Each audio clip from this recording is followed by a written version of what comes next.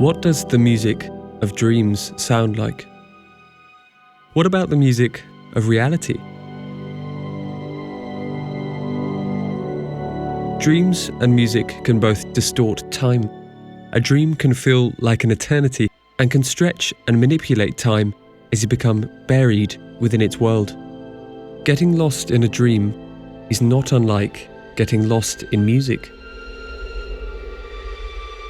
Hans Zimmer's score for Christopher Nolan's Inception was therefore perfectly placed to explore the sound of dreams, rendering real and imagined worlds in music, but also weaving a thread between the layers of consciousness in the story, binding the two protagonists together across time.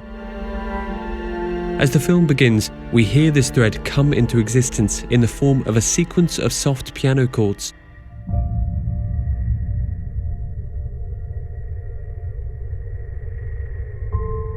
Although heard on the piano first, this music, which is the central idea in the film, is mostly played by floating, whispering strings. This is how we hear it during its first prominent rendition, which comes just after Ariadne is woken from her dream tutorial. And Cobb spins his totem to check if the world he is in is real. This is a loaded die. In the score, we hear two solitary violin parts, marking out the edges of the harmony in the chord sequence that open the film. That way, when you look at your totem, you know beyond a doubt that you're not in someone else's. It is no accident that this musical idea is primarily built around two interweaving string lines, one for Cobb and one for his wife, Mal.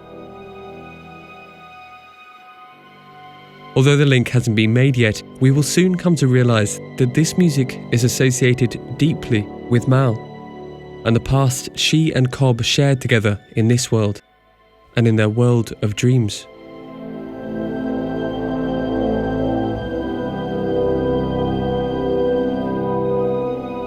When Ariadne descends into Cobb's dream world, she finds a collection of preserved memories from his life with Mal. And we hear once again the violin duet. Do you know what it is to be a lover? To be half of a whole? This music exists in a form of stasis, like Mal in these dreams, with the two musical lines feeling like a shadow of something that was once real. Waiting for a train.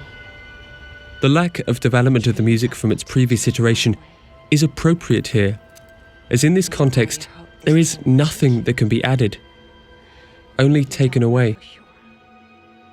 Although the music maintains in some form the illusion of Cobb and Mal's life together, it is, after all, only a dream. Sweetheart, what are you doing? Join me. We find that Mal had died by throwing herself off the ledge of the window opposite, as she tried to return to her children, to return to what she believed was real. Right? I'm asking you to take a leap of faith. And as Cobb tries to convince her of the truth, we hear the same musical idea in strings, but this time, instead of the two violin lines, we hear one. No. Mal, you listen to me, all right? Mal, look at me, please. You're waiting for a train. One single line, just for Mal, and for her version of reality. You know where you hope this train will take you. They're waiting You for can't know us. for sure Mal, look at me. that it doesn't matter. Sweetheart, look at me. Oh, no! Jesus Christ!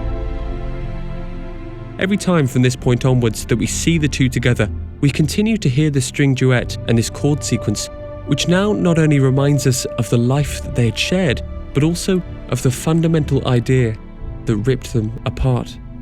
The idea that the world you exist in could not be real.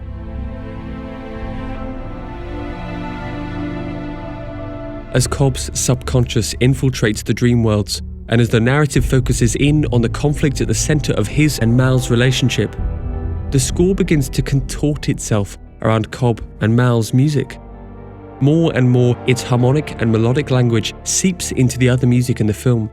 We hear it during the climactic scenes of the story, whose dreams become more wound around Cobb's limbo at the centre, but more significantly, this music is heard in an extended cue during the final moments of the story. Cobb has seemingly won.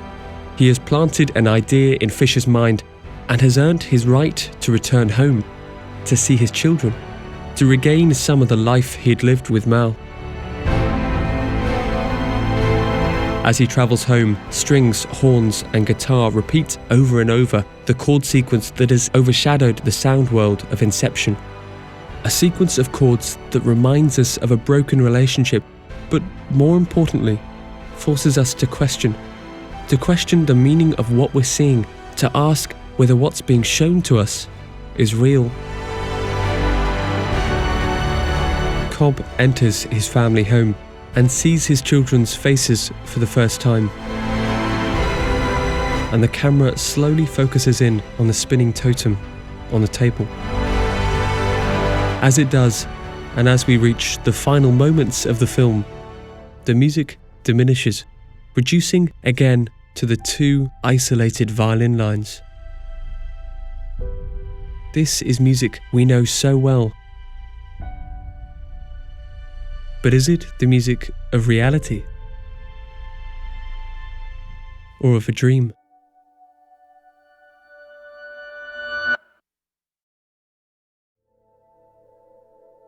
Thank you so much for watching this quick episode of Listening In.